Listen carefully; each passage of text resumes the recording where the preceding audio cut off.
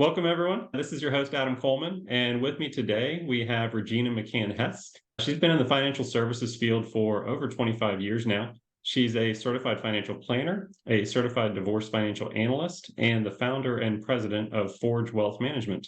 So today we're going to go through and talk a little bit more about her CDFA designation and really all things divorce financial planning. So Regina, thanks for being here. Oh, thanks so much for having me, Adam. I'm really honored to be here today. It's my pleasure. So before we begin, tell us a little bit about yourself and what made you decide to go into financial planning in the first place. Oh, goodness, that's a long story. But I have been, like you said, over 25 years in the field. I actually started my career as a nurse in cardiac critical care. And I had a friend who was trying to teach me the stock market and basically created a monster. So then I went back and took classes. And the more classes I took, the more interested I became. And then I made a career switch a long time ago. So I tell people that I used to take care of their physical health, and now I take care of their financial health. And I love the planning aspect of it because it's like figuring out where they are, where they want to be, and how to help them get there. It's like putting a big jigsaw puzzle together. What made you go more into the divorce planning side of things? Yeah, that's a great question. I had my CFP first, and I was doing financial planning for my clients. And I had a couple clients get a divorce, and they came to me and said, "Can you help us with this?" I'm like, "Well, sure. I have my CFP. I can help you with that." And then I started trying to help them, and I realized it wasn't working right. Like my financial planning process did not work for my clients who were going through a divorce, and I was just like, well, why isn't this working? So I basically started doing research like, well, how can I help them? If this process isn't working, how can I help them? And then I found out about the Institute for Divorce Financial Analysts and that they offered the CDFA training. So I was like, well, I guess I have to take it. And that was many years ago. So I've had the CDFA designation for quite some years. And the funny thing is, once I got it, for many years, I only used it for clients who were already clients and they were going through something. And I was just like, oh, this is probably not something I should let a lot of people know. But you get that whole guilt thing, like you're creating the divorce, right? Like I had nothing to do with the divorce. I'm just helping you. But for many years, that's what I did. And then I went to a firm that did not allow me to target that kind of practice. And so when I started my own firm in 2015, I decided, you know what, this is an area that I really do believe I can help people in. And so I started leaning into it a little bit more because people were finding me anyway. So I just started leaning into it. And now I am very much involved in the divorce side of planning. And one thing we've talked about on this show a few times in the past, I've had a lot of CDFAs on here before, is there's very different roles that they've played. So some are exclusively divorce planning. They don't really do any kind of wealth management or real financial planning afterwards. You have some that are hybrids where they do it during the divorce and then also work with them afterwards. And then some just really only do the wealth management side, maybe dabble into the divorce side just to have the designation to help out. Mm. Kind of where do you fit in with that? It sounds like you're more hybrid where you do both. You handle divorce specific financial planning and then also obviously non-divorce cases, you help with them on the wealth management side too, correct? Oh, yeah, yeah, definitely. And there's a really odd statistic about the number of CDFAs out there that are not actually actively using that designation, which makes me sad because there's so many people who need help. But yeah, I have clients who are not divorced and they're married or single or widowed even, and they need my traditional financial planning aspect. And then I have my clients who are single as a result of the divorce or in the process of divorce, and they need that separate type of planning. So I do a little bit of both. Perfect. Yeah, and I want people to understand that you don't have to have a financial planner handling their money to get help on the divorce side. I think that's a misconception that people have. It's like, oh, I need to talk to my financial planner. Maybe they'll help me through this. They may be a CDFA, which is ideal in this case, but they may not practice the CDFA work, like you said. Sometimes it's very important to have somebody very specific into the divorce financial planning world, even if they're a separate financial advisor. You can help with the divorce planning work, even if you're not ultimately the one that's going to manage their money. They can have a financial advisor and still get you involved on the divorce planning side, correct?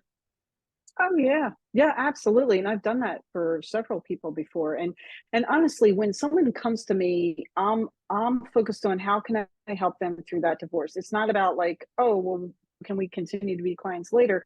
I mean, if that happens, that's great, but that's not a prerequisite. And there's so much help that they need through that divorce that they're not even thinking about stuff like that. And if you put that out to them, that's just the wrong approach.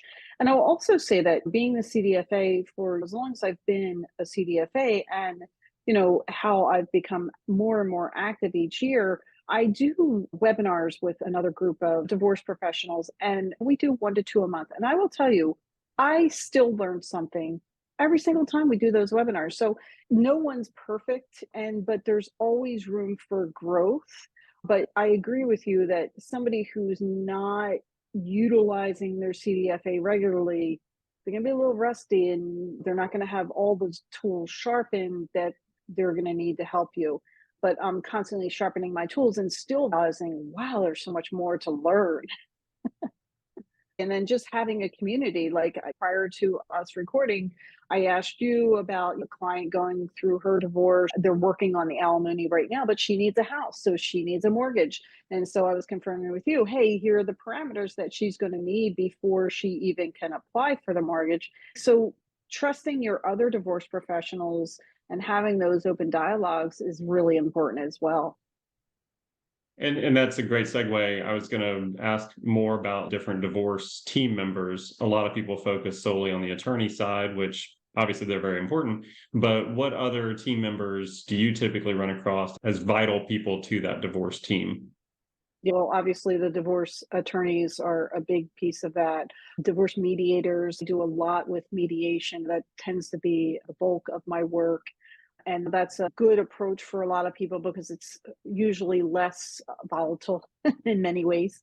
And then there's also collaborative. I've done a few collaborative cases as well. And then, so besides that, there are divorce coaches. Not everyone knows about divorce coaching, but I work with a divorce coach who is amazing. And she says she's basically the wedding planner for your divorce, which is really comical. But she really does. She helps get the people ready for the divorce, ready to meet with you, ready to meet with the attorney or the mediator, things like that. Obviously, there's therapists. When anyone going through divorce, it's going to be much less expensive to go to your therapist than to do that with your attorney. And the therapist has the skills to help you move through those issues. And then another person would be the parenting coach. I mean, kids are impacted by a divorce, whether or not we realize it, to what length or depth they're impacted. They really are impacted. And they're not just impacted at the little kid stage. They could be in college or they could be adults. As we see a lot of gray divorce, they're still impacted. So, we work with a parenting coach as well. And obviously someone like yourself is really important to the process because at least one of those parties has to get a new house or a rental situation. And it's a really difficult conversation right now with the housing environment. There's not as many houses to choose from. And then, of course, interest rates being higher than we're used to. Right. And especially for the people trying to retain the house, there's a lot of nuances that go into it. If they're forced to refinance, that changes Mhm. their budgeting, what they're able to actually afford. A lot of people have this misconception that they just are going to get to keep the house and maybe assume the existing mortgage, and it's not that easy in most cases. So it's important to have that conversation and almost treat it like you're buying the house again and figure out, is this something you can afford? Is this something that you're going to Right. be comfortable with before you get the attorneys involved, just because you don't want to fight or negotiate for something that really, from a financial standpoint, you're not going to be able to afford anyway. And I like the suggestion of the therapist. I think that's a great suggestion. The divorce coach is one that I don't think nearly enough people utilize, and they can certainly get you in touch with so many other people and strong divorce team members, as opposed to trying to just go through the attorney and have them trying to handle it at whatever hourly rate they're going to charge to try to figure all this stuff out. So yeah, Not a a lot good of people plan. think that no, a lot of people think that having the multiple team members is going to make it more expensive, but like I've said before, it typically makes things cheaper and much smoother along the way if you have the right people involved, like yourself, like a therapist, like a divorce coach, before the attorney gets too heavily involved as well. Yeah, for sure. Yeah. The other thing that you mentioned about, seeing if you can afford the house, which is something really important to do before the divorce is finalized. You have to talk to someone like yourself way ahead of time because of the parameters are different, right? For lending. But another thing to do, especially if somebody's, refinancing or staying in the house, what we found helpful is to have it appraised and see where the problems are. In Pennsylvania, we had problems with stucco. And that could be $100,000 fix on the house. So if you were going to buy a house, you would get an appraisal. So if you're going to stay in the house and you've been in that house for 10 years, you don't really know where all the problem childs are because you're kind of just going through your day to day. So that's another really good avenue for people to check out if they're keeping the home. An inspection, like a full-blown home Full inspection. blown, I full see so blown. many people don't do that. They'll get the appraisal, which is step one. I think that's good because you need to know the value, and that's important. But I will say real estate appraisals are not set up as inspections. They don't go Right. through nearly enough detail to figure out if there's major issues with the roof or the HVAC system or plumbing or any of that stuff Yeah. that could be like major big ticket items that you just don't know what you're getting into. And people think, oh, I've lived in this house for so long. I know what's wrong with it. I know what works. And it's just not the same thing. So almost treat it just like you're buying a house and just go through that process and figure out, is this really a house that you want to buy and live in and stay in before you get too down that path of the emotional side of wanting to stay in this house just for the sake of being there. It might not be Yeah. the best financial decision or emotional decision in the long run as well. Right. And you could bring it back to the negotiation table. Well, the value really is this much less because we have to fix this. Right. So it's a good thing for people to think about. Yeah, absolutely. What order and sequence do you ideally see as when people should get involved? Do you think that they should be reaching out to therapists first, then a divorce coach, or attorney first, or you first? What's kind of the sequence that you see?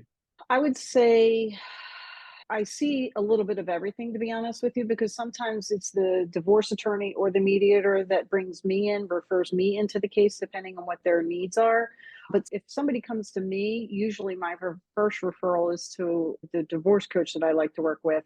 And then, depending on their situation, we're going to lean into mediation if we can. If we can't, then we have great divorce attorneys that we like to use too. So, those would be my firsts, and then the therapist is very quickly after that, and the parenting coach as we get closer to before you tell your kids, have the joint conversation, maybe meet with the parenting coach to talk it through and make sure you have a united front on how the presentation is going to go to the kids. Absolutely. Yeah, and you mentioned collaborative, so I wanted to get your take on all that. So obviously different types of divorce. A lot of people think of the litigation side as kind of the standard mediation they somewhat Yeah. understand as well, but maybe speak to the collaborative side and any other types of divorce that people can consider when they're going through this process. Yeah, collaborative is growing in popularity. So a mediator, as we all know, a mediator is a neutral party, right? Whereas the attorneys are like, I'm taking this side and I'm taking that side. A collaborative divorce is everyone involved in the case is neutral. So they're all Switzerland. So I have an attorney, he has an attorney.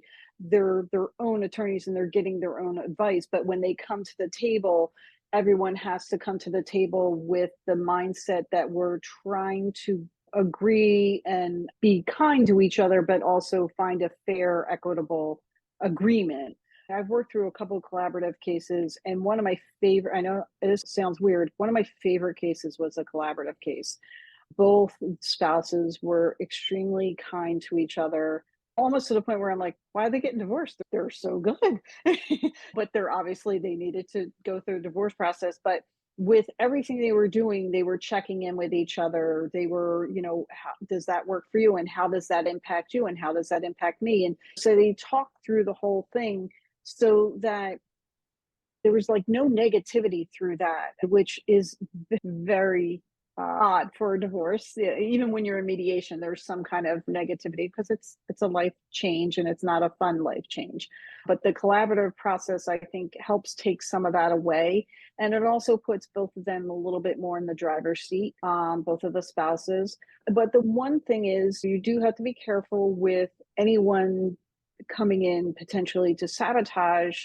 I'm not saying anybody would, but occasionally if something doesn't work out, you have to start all over, and neither one of you can use any of those divorce professionals at all going forward. You sign off that you agree to that in the beginning, so that you get to the ninth leg and then it blows up on you. Then what do you do? So that's the only negative there I see, but it's a very good process. They're collaboratively trained as well. So I am a CDFA, right? So I can help with the financial aspects of breaking up the divorce. I am also mediation trained, but I don't practice mediation, but it helps inform me when I'm working in a mediation case or a collaborative case.